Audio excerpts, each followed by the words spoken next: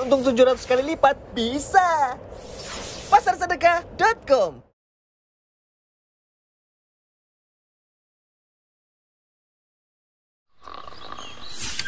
Kantor libur. Waktunya berlibur. Biar cuma di Indonesia, tapi bahagianya sampai ke penjuru dunia. Liburan sambil melakukan kebaikan, insya Allah berkah. Yuk sedekah di indonesiadermawan.id. Ramadan di indonesiadermawan.id. Bismillahirrahmanirrahim. Assalamualaikum warahmatullahi wabarakatuh. Alhamdulillah. Bersyukur kepada Allah Ta'ala, berselawat kepada baginda Rasulullah Muhammad SAW. Sore hari ini, Alhamdulillah, kita dapat berjumpa, dipertemukan kembali oleh Allah Subhanahu Wa Ta'ala di channel dakwah kami, ya, dalam Kultum Fikih Ramadan. Fikih hati, ini yang sangat penting. Kita harus menata, ya. Banyak kita sibuk dengan soal hukum praktis, ya, tetapi kita tidak menata hati kita. Dan ketika kita diajak berbicara untuk menata hati, biasanya orang enggan, ya, atau cuek, ya, karena yang ditanya soal hukum saja. Apa hukum bersiwak di siang hari? Apa hukumnya suntik vaksin siang hari? Ya, apa hukumnya berkumur-kumur dan sebagainya. Wah, pokoknya dijaga betul deh soal hukum. Tapi hati, nah ini harus kita jaga lebih daripada kita menjaga fikih praktis dalam keseharian ini. Sahabat kalian rahmati Allah. Ya, soal hati ini yang keempat, kita akan sedikit berbincang tentang apa? Di antara hati itu adalah hati yang seperti orang mati, layaknya dia terkubur. Nauzubillah min zalik. Ya, minal qulubi qalbun ka quburil mauta, zahiruha az-zar'u wal ward wa batinuha al-jif wal maut. Ya, hati itu ada yang seperti kuburannya orang mati. Ya, tampak lahirnya, ya, kalau kuburan sih, karena kalau kita semua biasa ziarah kubur, ya. Kalau kita datang ke kompleks pemakaman, nah, di atas kuburannya semuanya indah-indah, ya, diberikan apa, kembang-kembang, diberikan bunga-bunga, mawar, melati dan sebagainya, indah, wangi. Itu di atas kuburannya, ya, rumput-rumputnya digunting, ditanami, dihiasi. Bahkan sekarang ada pemakaman, ya, pemakaman mewah, ya. Di sana tidak ada kesan angkernya sama sekali dan aman, tidak ada banjirnya, ya, nggak akan ada kerusakan, semua dijaga. Ada tukang kebunnya, ada tukang yang merawatnya, ya, bahkan bisa bermain-main, ya, ada kolam-kolamnya, ada taman-taman dan sebagainya. Subhanallah. Tetapi isinya, ya, isi daripada kubur itu apa? Bangkai. Isinya adalah kematian di dalamnya itu. Ya, kalau kita korek, kita gali, nggak ada yang berani kita menengok. Nggak akan berani kita bersenang-senang, nggak akan berani kita tertawa-tertawa. Seperti halnya ketika kita berziarah mengunjungi pemakaman-pemakaman mewah itu. Sahabat Quran rahmati Allah Ta'ala. Itulah contoh perumpamaan hati. Ada yang nampaknya secara fisik mewah, mentereng, ya, bagus kelihatan, tapi ternyata isinya itu kropos, isinya itu kopong, kalau kata bahasa Betawi. Isinya itu kosong. Isinya itu bangkai, ya, nauzubillah. Atau seperti rumah, ya, rumah itu mewah tapi gelap, ya. Nah, subhanallah. Sahabat Quran rahmati Allah, meskipun rumah itu, ya, ada lampunya, ya, hiasannya dan lain sebagainya, ya, taman-tamannya tertata dengan rapi, ya, tapi batinnya itu, isi daripada rumah itu gelap, tidak ada isi. Nauzubillah. Maka Nabi SAW bersabda, Innallaha la yanzuru ila suwarikum wa amwalikum. Allah, demi Allah, sungguh Allah itu tidak melihat, ya, fisik kalian, gambar kalian, rupa kalian, harta kalian. Allah nggak lihat. Walakin innama yanzuru ila a'malikum wa qulubikum. Tetapi yang dilihat oleh Allah itu adalah ya amal dan hati kalian. Ini yang menjadi cermin. Ini yang menjadi tolak ukur Allah Subhanahu wa taala menilai seorang hamba. Allah nggak akan tertipu dengan tampilan fisik seseorang, dengan rupa seseorang hamba, dengan harta kekayaan yang dimiliki seorang hamba. Tetapi yang Allah lihat itu apa? Semata-mata amalnya dan hatinya. Ini yang akan menyelamatkan. Kenapa? Karena hati yang hidup. Innaha hayatul qalb. Hati yang hidup ini beda. Walaupun perutnya kosong, lapar, ya, walaupun kerongkongannya haus, kering, seperti kita berpuasa saat ini, subhanallah. Walaupun pakaiannya compang-camping, tetapi hatinya hidup, hatinya itu ada iman. Inilah orang yang hidup iman hatinya. Hidup raga dan jiwanya. Kenapa? Karena dia memiliki hati yang hidup. Ya, meskipun kelaparan dia, meskipun dia kehausan, tapi dia rasakan nikmat berpuasa itu, ya. Itu nikmat, ya. Kita lapar kalau tidak karena puasa karena Allah, itu sudah capek, lelah. Ya, pasti nggak ada orang yang mau hidup kelaparan, hidup kehausan nggak ada yang mau. Ada makanan, ada minuman pasti akan kita konsumsi. Ya, ada pakaian baik yang bagus pasti kita pakai untuk menutup tubuh kita, aurat kita. Nah, tetapi orang yang beriman ini, man shoma Ramadan imanan wahtisaban, landasannya adalah berpuasa iman. Man qama Ramadan imanan wahtisaban, demikian pula qiyamul lail Ramadan, landasannya adalah iman. Sahabat Tuhan rahmati Allah, inilah yang akan memberikan kebahagiaan. Karena iman ini urusan hati. Subhanallah, ya. Waqad aban. Nah, hadis itu mengatakan apa? Hati itu adalah tempat penglihatannya atau pandangannya Allah Subhanahu wa taala. Allah memandang kepada hati itu. Ya, maka tidak ada gunanya, ya, fisik, bentuk, rupa, harta secara zahir itu bagus, tetapi hatinya buruk, isinya, jeroannya busuk, enggak, itu tidak ada gunanya. Ya, maka sahabat yang dirahmati Allah, kita harus merasa iba, kasihan.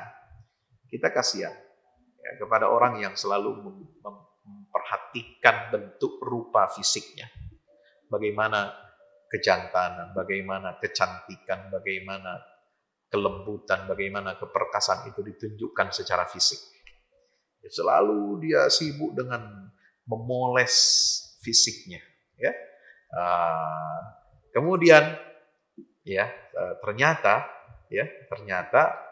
itu adalah membuat dia capek, ya, memoles fisiknya, ya, memoles potongan rambutnya, memoles mode berpakaiannya, memoles cara dia berjalan, ya, memoles jam tangannya, ya, apa yang dia milikinya dan sebagainya, itu membuat dia capek, ya. Dia harus cuci bajunya, dia beri semprot minyak wangi, dia bersihkan tubuhnya dengan semua alat-alat tubuh, ya, untuk membersihkan, membuat wangi, membuat cantik dan lain sebagainya. Ya, belum lagi nanti pakaiannya dia pilih dari pakaian yang terbaik, ya, dengan make up-nya dipilih. Capek hidup manusia kalau ingin tampil baik secara fisik, capek dan melelahkan. Ke salon dulu, ya, manicure, pedicure dulu, ya. Kemudian giginya dirapiin semuanya, ya. Alisnya diapain, ya. Kalau dagunya ini kurang lancip, ya, atau ininya rahangnya kurang tiris, apa segala macam, semua capek. Kupingnya kurang naik, apa segala macam, ya. Masya Allah, itu diurusin sama manusia. Sampai pergi ke luar negeri, operasi plastik di mana-mana, di Thailand, sampai ke Turki, sampai ke Cina, sampai kemana-mana. Subhanallah, ya, capek ngurusi fisik manusia ini. Ya, sahabat Tuhan rahmati Allah. Maka, ya, itu tujuan jangka pendek. Supaya apa? Manusia makhluk ini tidak melihat aib pada dirinya, ya, tetapi sayang beribu sayang. Dia tidak perhatikan hatinya. Padahal hati itu adalah tempat Allah melihat kita.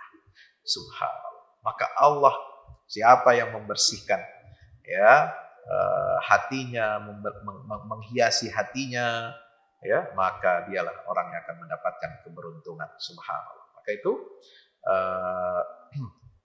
sahabat Quran dirahmati Allah, ya, ini maka kita harus mengerti hakikat, ya, pentingnya hati ini. Kenapa? Karena amal kita ini bisa jadi bentuk zahirnya adalah maksiat. Ya, innal amal qad yakunu zahiruhu al-isyan wa sahibuhu mutsab. Ya. Amal itu kelihatannya adalah bentuknya maksiat, tapi orangnya ternyata diberikan pahala oleh Allah. Seperti apa? Ya, seperti orang yang mengatakan kalimat kekufuran secara terpaksa. Itu kan maksiat. Tapi dilakukan secara terpaksa. Hatinya mah tidak kafir. Hatinya tetap dalam keadaan iman. Ya. Atau orang itu minum minuman keras terpaksa. Ya, dipaksa. Ya, kalau tidak tembak. Kalau tidak akan dibunuh. Subhanallah. Nah, dia, ya, terpaksa melakukan itu. Nah, maka itu apa? Orang yang seperti ini secara zahir melakukan kemaksiatan, tapi tetap hatinya tidak bergeser dari iman, hatinya tetap dipenuhi dengan cahaya iman, maka dia tetap berpahala, dia tetap dinilai baik oleh Allah SWT. Itulah maka pentingnya hati itu. Tapi sebaliknya, orang yang beramal, kelihatannya amalnya baik, amalnya itu sesuai syariat, ya, dia sholat, dia zakat, dia haji, bahkan dia berjihad di jalan Allah, bahkan dia berderma, bahkan dia baca Quran dengan indah, ya, amalnya semua indah kelihatan. Tapi hatinya rusak. Apa dampaknya? Masuk neraka. Kok bisa Pak Ustaz? Iya, itu Rasulullah menyampaikan. Ada orang yang berjihad supaya dikatakan dia sebagai pemberani, bukan karena taat kepada Allah dan Rasulnya. Maka Allah seret wajahnya sampai masuk ke dalam neraka. Ya, karena apa? Niatnya salah. Dia berjihad ingin dikatakan sebagai seorang pemberani. Bukan karena untuk membela kalimatullah yal ulia, membela i'la'u kalimatillah, bukan. Tapi untuk dibilang berani. Ya, ada orang yang rajin berzakat, berinfak, bersedekah. Tapi dia riya, ya, supaya dikatakan orang ini orang dermawan. Nah, masuk neraka, kata Rasulullah. Padahal amalnya itu amal yang ihsan, amal yang bagus. Ya. Orang, ya, baca Quran baik, merdu suaranya, tapi niatnya salah. Niatnya supaya dikatakan sebagai qori, sebagai orang baik. Na'udzubillah. Lalu kemudian diseret dia masuk ke dalam neraka.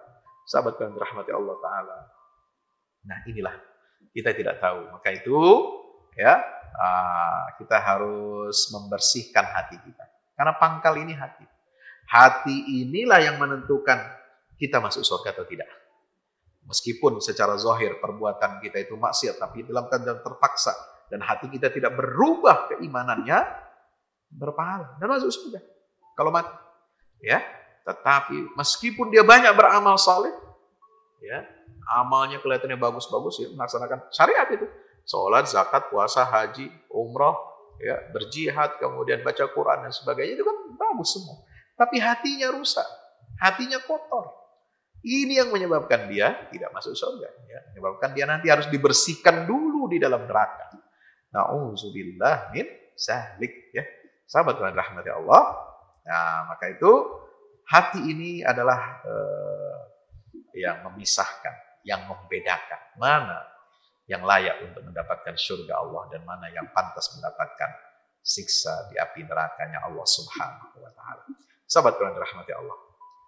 Ya, mari kita renungkan sabda Nabi kita Muhammad sallallahu alaihi wasallam, "Idza umilatil khati'atu fil ard kana man syahidaha, ya, fakarihaha kaman ghaba anha." Kalau keburukan itu dilakukan di atas muka bumi, maka orang yang menyaksikannya lalu dia membencinya, itu seperti orang yang tidak menghadiri atau tidak menyaksikan perkara keburukan itu. Wa man ghaba anha faradiyaha kana kaman syahidaha. Sebaliknya, meskipun dia tidak hadir, ya, dia nggak hadir, dia tidak melihat kemaksiatan itu terjadi, tetapi dia ridhoi, dia setujui.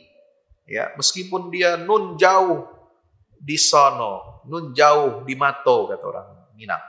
Ya, meskipun dia berada di kampung halaman, tetapi dia menyetujui terjadinya kemungkaran, kefasikan, kemaksiatan, kemunafikan, kekufuran di dalam hatinya. Dia setujui, walaupun dia tidak menjadi saksi atas perbuatan atau tidak melakukan perbuatan itu secara terang-terangan, secara zahir, maka kata Nabi SAW, orang itu seperti orang yang menyaksikan kejahatan itu dan dia akan dihukum oleh Allah Ta'ala. Nah, ya. Jadi bukan soal hadir secara fisik. Ya, fisik boleh tidak hadir. Ya, tetapi hatinya menyetujui kekafiran, kemungkaran, kemaksiatan, maka dia akan dihukumi sama dengan orang yang berbuat maksiat dan kafir. Ya. Meskipun fisiknya hadir, ya, menyaksikan, tetapi hatinya mengingkari, hatinya tidak meridhoi, hatinya membenci perbuatan kemaksiatan, kekufuran dan kemunafikan, maka Nabi SAW memberikan jaminan bahwa orang ini, ya, kaman ghaba anha, seperti orang yang tidak hadir, dia tidak tahu apa-apa.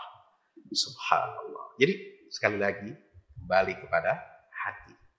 Ini yang menjadi titik tolak, pangkal dan tolak ukur kebenaran seorang hamba di mata Allah Subhanahu wa Ta'ala.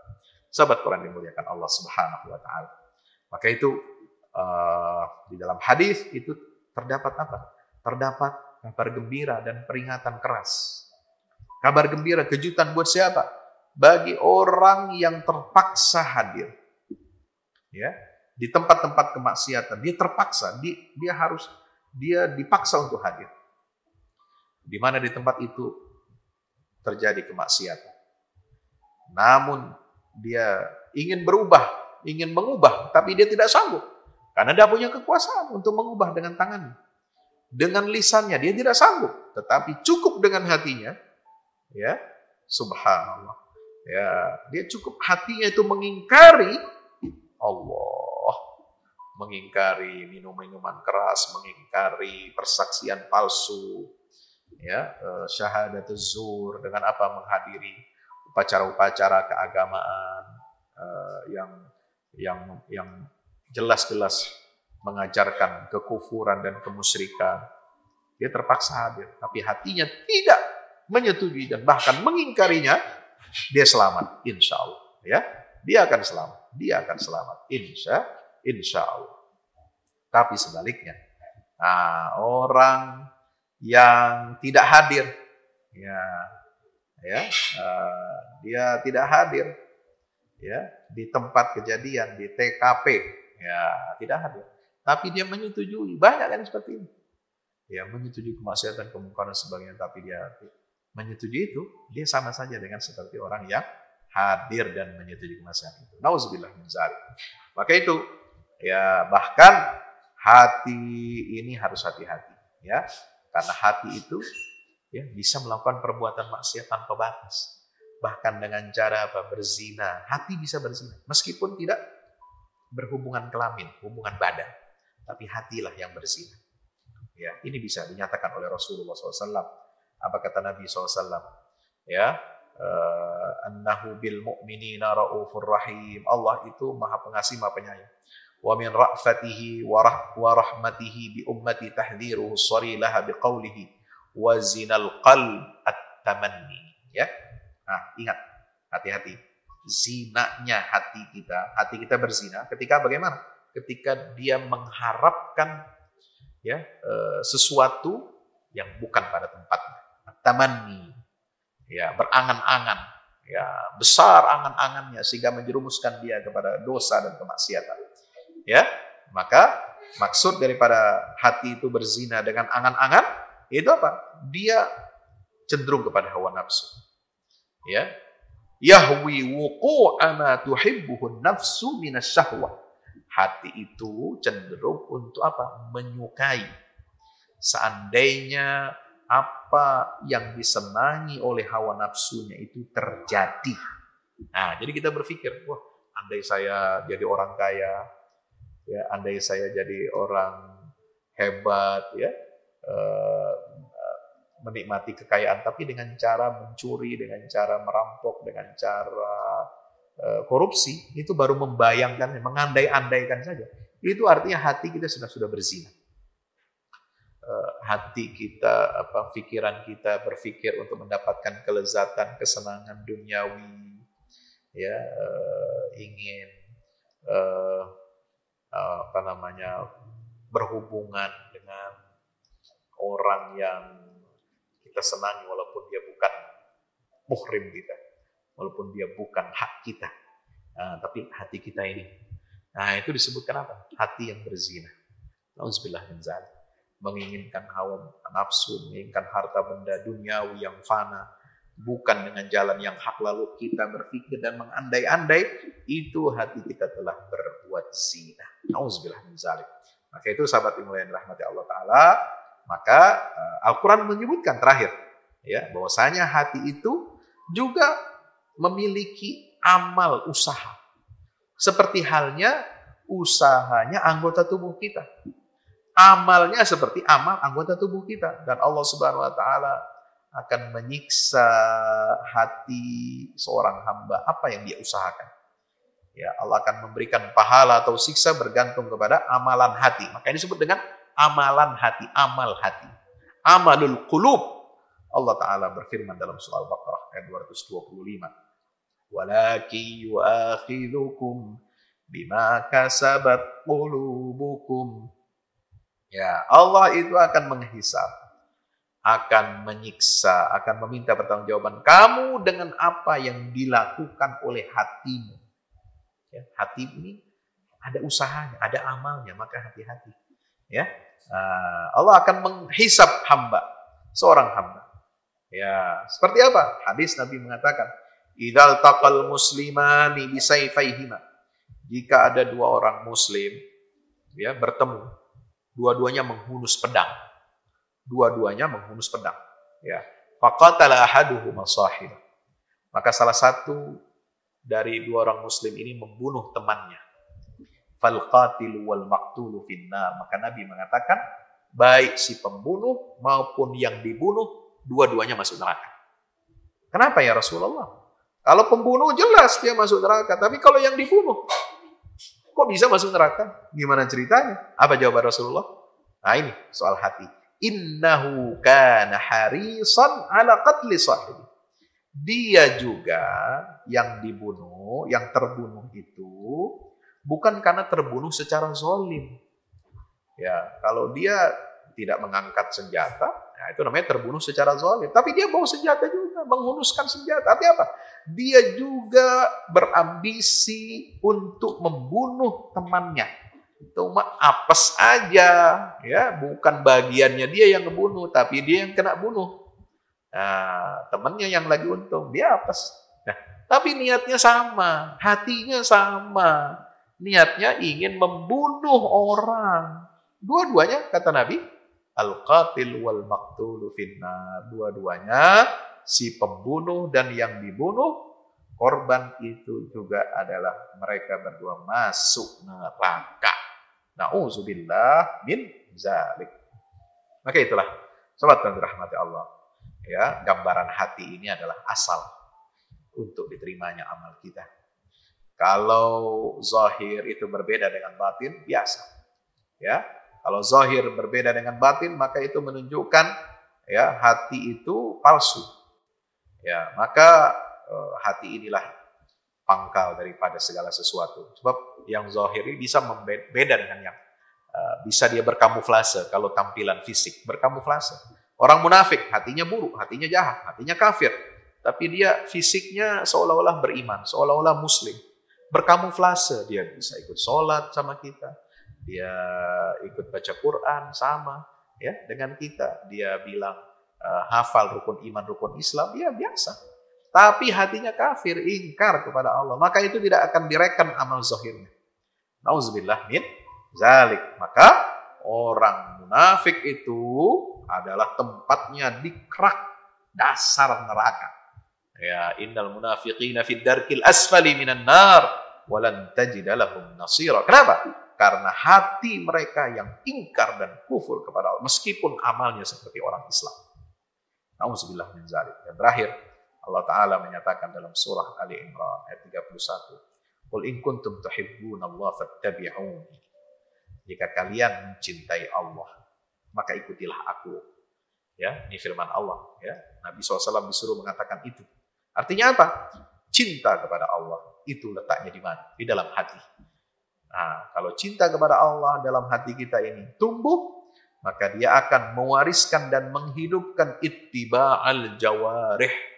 Ya, menyebabkan anggota tubuh kita ini melakukan apa? Ittiba' kepada sunnah Rasulullah Sallallahu Alaihi Wasallam. Maka dimulai dari hati dulu.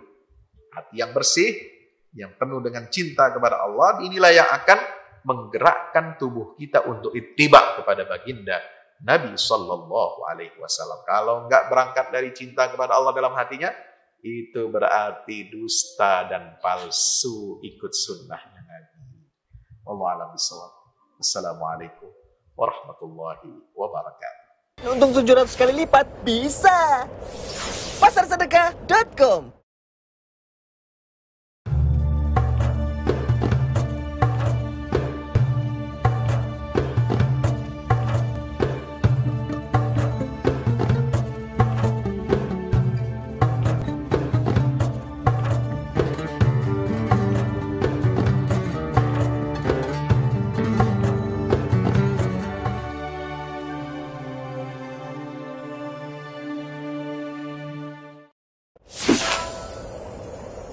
Ramadan di indonesiadermawan.id. Kantor libur. Waktunya berlibur. Biar cuma di Indonesia, tapi bahagianya sampai ke penjuru dunia. Liburan sambil melakukan kebaikan, insya Allah berkah. Yuk sedekah di indonesiadermawan.id.